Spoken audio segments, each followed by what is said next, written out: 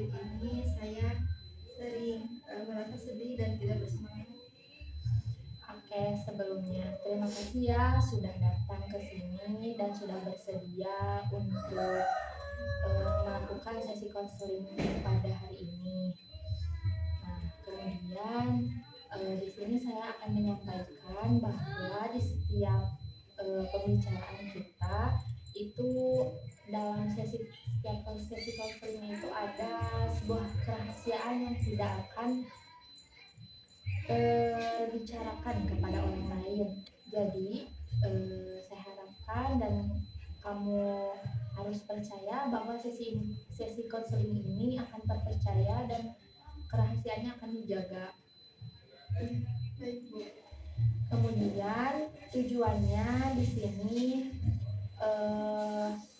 saya akan memberitahukan kepada kamu dan saya akan memberi pemahaman kepada kamu tentang pikiran-pikiran kamu yang masih kurang percaya diri, terus tentang kemandirian kamu yang masih tidak sesuai ekspektasi yang kamu inginkan. Nah, dari sini apakah kamu bersedia untuk di sesi konseling? Boleh diceritain apa sih situasi yang membuat kamu tidak merasa yakin terhadap diri kamu sendiri? Baik, biasanya ketika mendapatkan tugas kuliah saya merasa tidak mampu untuk menyelesaikannya, terus sehingga itu membuat saya memilih untuk meminta bantuan teman. Apa sih yang kamu rasakan ketika kamu menghadapi tugas tersebut? Biasanya saya sering berpikir bahwa hasil pekerjaan saya itu tidak akan bagus dan saya takut melakukan kesalahan. Jadi sebelum mencoba, kamu sudah meyakini bahwa itu hasilnya akan kurang baik. Iya, seperti itu. Menurut Anda, apakah pikiran itu akan terbukti selalu benar?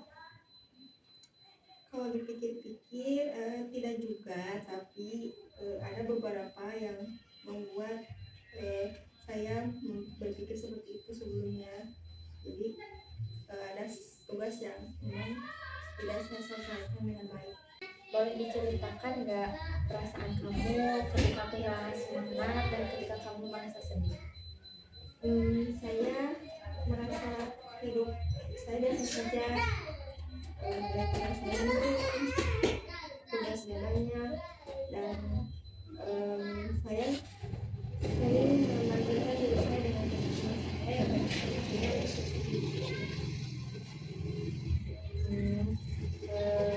Kemudian perasaan apa yang kamu rasakan ketika kamu merasa dibandingkan dengan orang lain? saya merasa tidak dihargai dan saya tidak memiliki kelebihan apapun.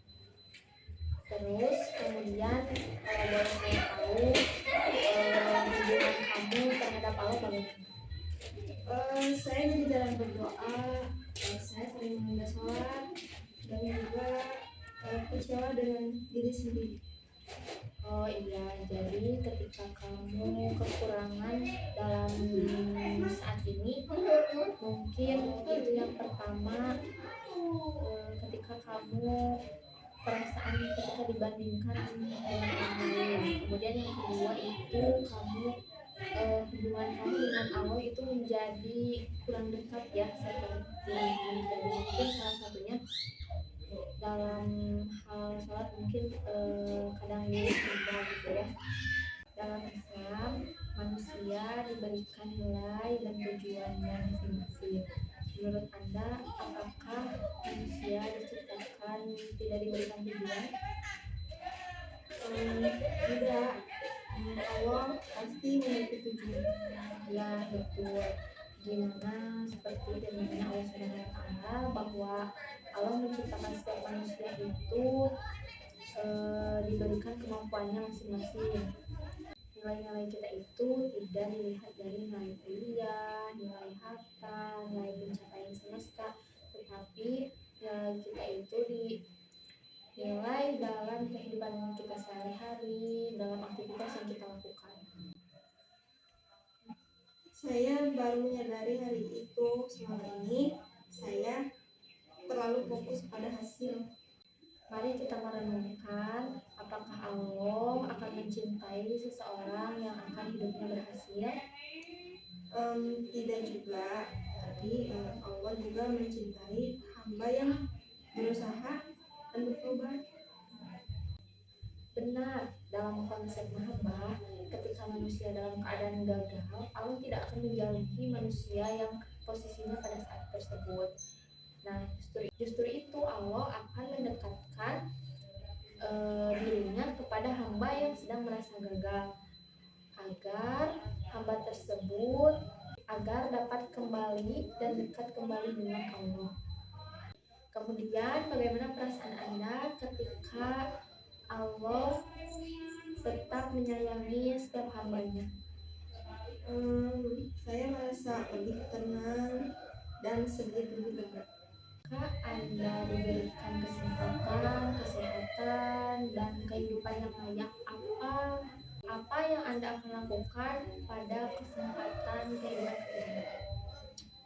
Mungkin Allah ingin saya belajar bersabar dan tidak mudah menyerah dalam hidup ini. Itu langkah yang sangat baik. Masya Allah, itu langkah yang sangat baik. Dari pertemuan hari ini, apa yang paling penting kamu dapatkan dalam sesi konseling ini?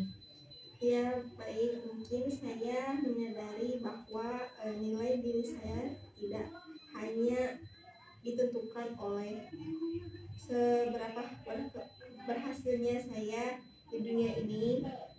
Saya juga memahami bahwa Allah tetap mencintai hambanya, mencintai saya terutamanya, dan setiap masalah itu pasti memiliki jalan keluarnya. Alhamdulillah ya, semoga pemahaman yang kamu dapat dipahami, yang kamu dapatkan semoga bermanfaat dan semoga berkah.